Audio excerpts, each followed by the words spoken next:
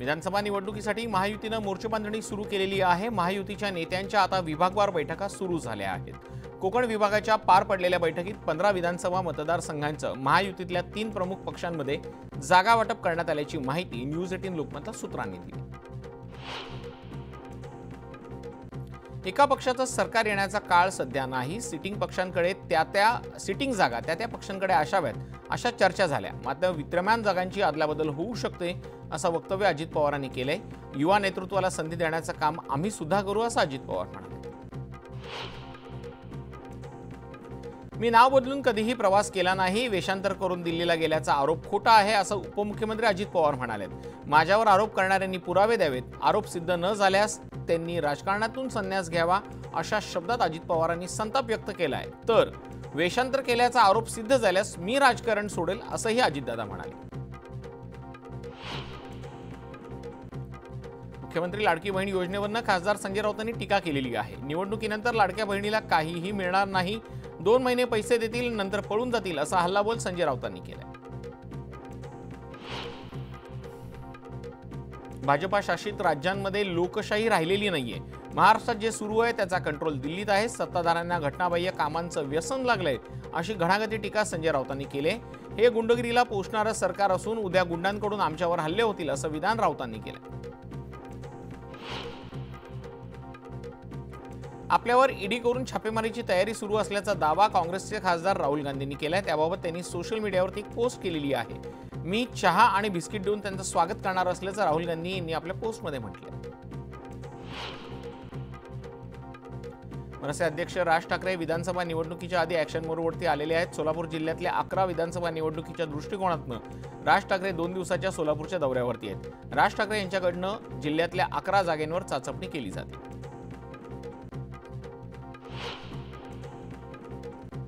15 ऑगस्टपर्यंत विधानसभेबाबत बैठका होतील आणि पहिली यादी लवकरात लवकर जाहीर होईल असं मंत्री उदय सामंत यांनी म्हटलंय। सरकार येईल म्हणून काही लोकांच्या पोटात दुखते, मात्र नोव्हेंबरनंतर महायुती सरकार महाराष्ट्रात दिसेल असा दावा सामंतांनी केला।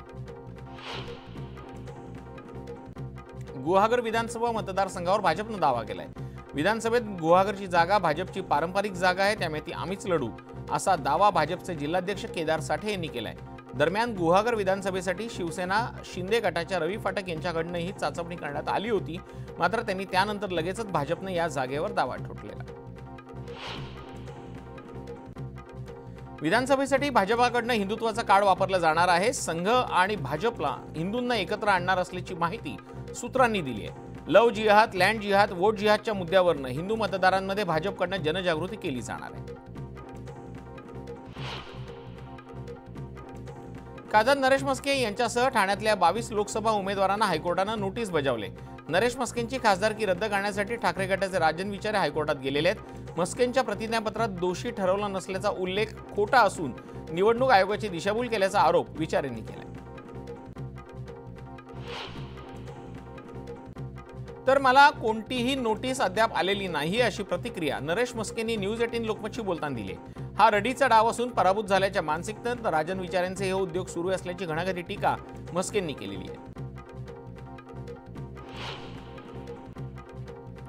आगामी विधानसभा निवडणुकीसाठी शरद पवारांनी शड्डू ठोकलाय। भाजप आणि अजित पवार गटातल्या 20 जागांवर लक्ष केंद्रित केले असून अजितदादांच्या आमदारांच्या विरोधात तरुण उमेदवार निवडणुकीच्या रिंगणात उतरले जाणार आहेत।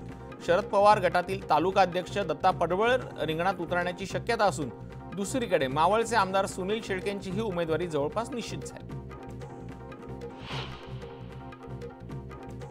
आगामी विधानसभा निवडणुकीच्या पार्श्वभूमीवर राष्ट्रवादी युवक काँग्रेस चांदा ते बांदा अजितदादा यात्रा काढणार आहे। या यात्रेचा प्रारंभ ऑगस्टच्या 2ऱ्या आठवड्यात चंद्रपूर इथून होणार आहे, तर समारोप सिंधुदुर्गात होणार आहे। यात्रेच्या मार्गावर युवकांचे मेळावे आयोजित करण्यात आलेले आहेत। विठ्ठल सहकारी साखर कारखान्याचे चेअरमन अभिजित पाटील यांनी वाढदिवसानिमित्त शक्तीप्रदर्शन केल्याचं पाहायला मिळतंय। हजारो कार्यकर्त्यांचा जमाव, भला मोठा हार आणि 40 जेसीबीतनं सुरू असलेल्या पुष्पवृष्टीत अभिजित पाटील कार्यक्रमाच्या ठिकाणी पोहोचले। पुढच्या 4 महिन्यात आमदार होणार असं सांगताच कार्यकर्त्यांनी मोठा जल्लोष केला। बीडमध्ये पंकजा मुंडे यांच्यासोबत जे घडलं त्याची पुनरावृत्ती पुन्हा होऊ देणार नाही। आम्ही आता स्वबळावरती विधानसभा निवडणूक लढवणार अशी माहिती ओबीसी समाजाचे नेते प्रकाश शेंडगे यांनी दिलेली आहे। ओबीसींचे 160 उमेदवार निवडून येणार असा दावाही त्यांनी केला। आमदार अमोल मिटकरींच्या वाहनावरच्या हल्ल्या प्रकरणातल्या आरोपींच्या संख्येमध्ये वाढ झालेली आहे। या प्रकरणात आता आणखी 9 आरोपींवरती गुन्हा दाखल करण्यात आलाय, तर 13 आरोपींच्या विरुद्ध जिल्हाध्यक्ष राजेश काळे, नितीन गवाळे यांनाही आरोप करण्यात आला असून दोघांना अटक केली गेली। पूजा खेडकर अटकेच्या भीतीनं दुबईला पळाल्याची चर्चा सुरू झालेली आहे। अटकपूर्व जामीन फेटाळल्यानंतर दिल्लीत असलेली पूजा खेडकर दुबईला पळाल्याचा संशय तपास यंत्रणांना आहे। दिल्ली पोलिसांकडून पूजा खेडकरचा शोध सुरू आहे। पूजा खेडकरनं तब्बल 7 वेळा त्यांच्या नावात फेरफार केल्याचं दिल्ली पोलिसांच्या तपासात निष्पन्न झालेलं आहे। इतकंच नव्हे तर पूजा खेडकरनं तिच्या वडिलांच्या नावामध्ये सुद्धा फेरफार केल्याचं आता समोर आलंय। यामुळे आता पूजा खेडकर हिच्या अडचणीत मोठी वाढ होण्याची शक्यता आहे।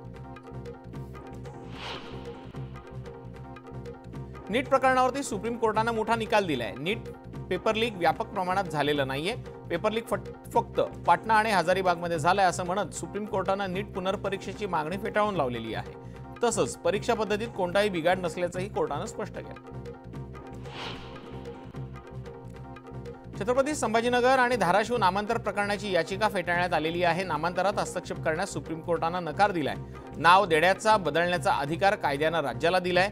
नाव बदलण्यास समर्थन आणि विरोध असणारच असं मत कोर्टानं मांडलंय।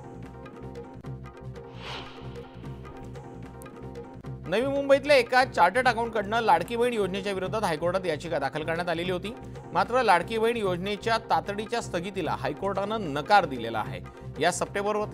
या याचिकेवरती 6 सप्टेंबरला मुंबई हायकोर्टात सुनावणी होणार आहे।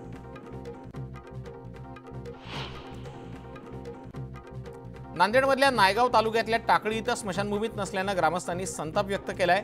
आतापर्यंत गावालगतच्या नाल्याशेजारी अंत्यसंस्कार केले जायचे, पण पावसाळ्यात त्या ठिकाणी चिखल असल्यानं अंत्यसंस्कार करायला जागाच नाहीये। त्यामुळे एका वृद्धाचा मृत्यू झाल्यानंतर संतप्त कुटुंबियांनी वृद्धाचं शव थेट तहसील कार्यालयात नेलं।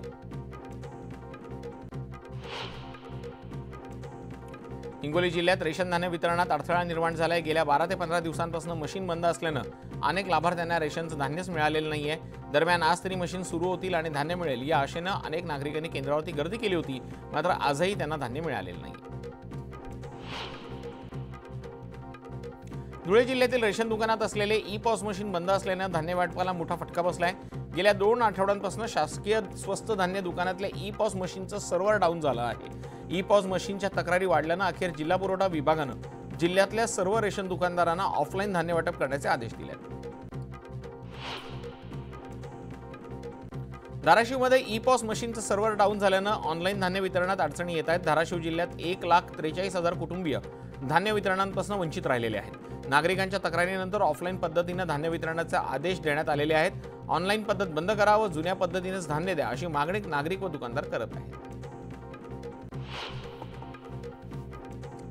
उरणमधली यशस्वी शिंदे हिच्या हत्येच्या निषेधार्थ चिपळूण व्यापारी महासंघातर्फे बंद पुकारण्यात आला होता। चिपळूण बाजारपेठ पूर्णपणे बंद ठेवण्यात आलेली होती। शेकडो व्यापारी या बंदमध्ये सहभागी झाले। उरण हत्याकांडाच्या निषेधार्थ चिपळूणमध्ये मोर्चा काढण्यात आला। या मोर्चादरम्यान मुस्लिम महिलेनं शिवीगाळ केल्यानं संतप्त आंदोलकांनी आणि व्यापाऱ्यांनी आक्रमक पवित्रा घेत संबंधित महिलेवर गुन्हे दाखल करून कारवाई करण्याची मागणी केली।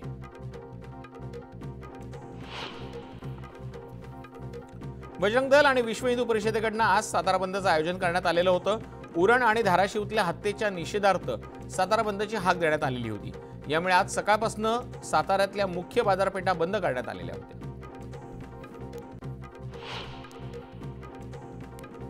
कल्याणच्या सहजानंद चौकात होर्डिंग पडून मोठी दुर्घटना घडली। हे मोठं होर्डिंग वाहनांवर पडल्यानं कारचं मोठं नुकसान झालं, तर या घटनेत 2 जण जखमी झाल्याची प्राथमिक माहिती समोर आली। होर्डिंग पडतानाचं सीसीटीव्ही फुटेजही समोर आलेलं। मुंबईतल्या लालबाग परळमधले फेरीवाले उपोषणाला बसलेत। महिनाभरापासून फेरीवाल्यांना बसू दिलं जात नसल्यानं मराठी फेरीवाले आक्रमक झालेत। फेरीवाला धोरणाची अंमलबजावणी व्हावी अशी मागणी करण्यात आलेली आहे।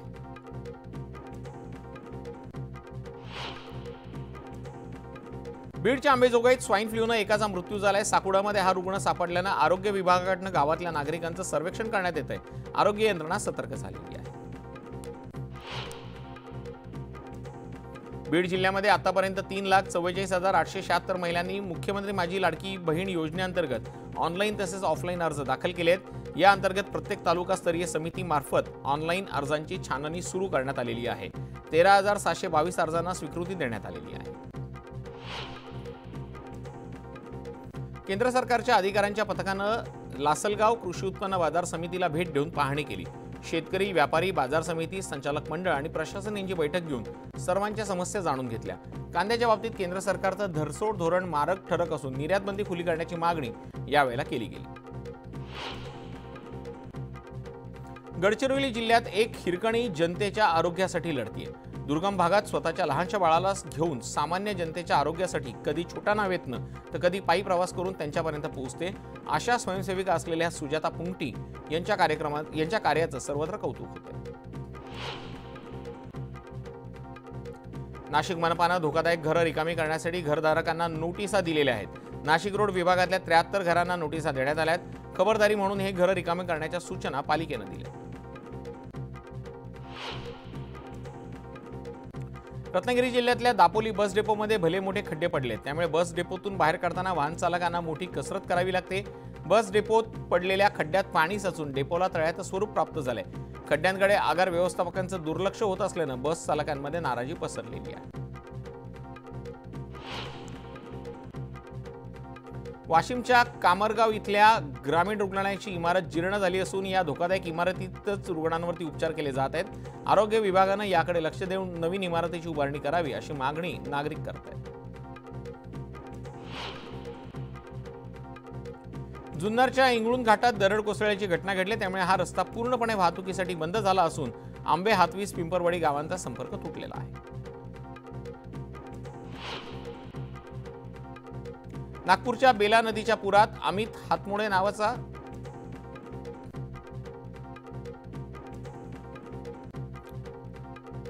नागपूरच्या बेला नदीच्या पुरात अमित हातमोडे नावाचा व्यक्ती वाहून जात होता. मात्र तहसील कार्यालयातल्या मंडळ अधिकारी रितेश सवाईथूल यांनी स्वतःचा जीव धोक्यात घालून वाहून जाणाऱ्या व्यक्तीला सुखरूपपणे बाहेर काढले. भंडारा जिल्ह्यात आलेल्या पूरस्थितीमुळे वैनगंगा नदीच्या पुलावरती मोठे खड्डे पडलेत. याच खड्ड्यातून नागरिकांचा प्रवास करावा लागतोय. खड्ड्यात पाणी साचल्यानं खड्डा चुकवताना अनेक अपघात देखील झालेत. त्यामुळे कुंभकर्णाच्या झोपेत असलेल्या राष्ट्रीय महामार्ग प्रशासनाला जाग कधी येणार असा सवाल नागरिक करतायत. भुसावळच्या हतनूर धरणाचे 14 दरवाजे पूर्णपणे उघडण्यात आलेले आहेत. धरणातून तापी नदीमध्ये मोठ्या प्रमाणात विसर्ग सुरू झालाय. पाणलोट क्षेत्रात जोरदार पाऊस सुरू झाल्यानं धरणातून एकूण 60,718 क्युसेक वेगानं पाण्याचा विसर्ग केला जातो. नांदेड जिल्ह्यात सतत सुरू असलेल्या पावसानं पैनगंगा नदीच्या पाणी पातळीत वाढ झाली आहे. पैनगंगेत पाणी वाढल्यानं सहस्त्रकुंड धबधबा ओसंडून वाहू लागलाय. हा धबधबा पाहण्यासाठी नागरिकांनी गर्दी केली. सांगलीच्या शिराळा तालुक्यात चांदोली धरण पाणलोट क्षेत्रामध्ये पावसाचा जोर कायम आहे. गेल्या 24 तासात 95 मिलीमीटर पावसाची नोंद झाली, त्यामुळे वारणा नदीकाठच्या गावांना सतर्कतेचा इशारा देण्यात आलेला आहे. सांगलीतल्या कृष्णा नदीच्या पाणी पातळीत चढ उतार सुरू आहे. गेल्या 2 दिवसात 2.5 फुटानं वाढलेली कृष्णेची पाणी पातळी आता अर्धा फुटानं घटली आहे. मात्र 5 दिवसांपासून पूरपट्ट्यात शिरलेलं पुराचं पाणी तसंच आहे. सांगलीतल्या पूरस्थितीची कोल्हापूर परिक्षेत्राचे महानिरीक्षक सुनील फुलारी यांनी पाहणी केलेली आहे. यावेळेला सांगलीतली पूरस्थिती नियंत्रणात असल्याचं त्यांनी सांगितलंय. मात्र तरीही नागरिकांनी सतर्क राहावं असं आवाहन फुलारी यांनी केलंय. गोंदिया जिल्ह्याला ऑरेंज अलर्ट दिला असून जिल्ह्यात कालपासून मुसळधार पाऊस सुरू आहे. तर पावसानं जिल्ह्यातले नदी नाले तुडुंब भरून वाहत आहेत. त्यामुळे जिल्ह्यातल्या धरण साठ्यामध्ये मोठ्या प्रमाणात वाढ झाली. गोंदियात सुरू असलेल्या मुसळधार पावसामुळे अर्जुनी मोरगाव तालुक्यातल्या नवेगाव बांध ते गोठणगाव परिसरातला पूल खचलेला आहे. त्यामुळे हा मार्ग वाहतुकीसाठी बंद करण्यात आलेला आहे.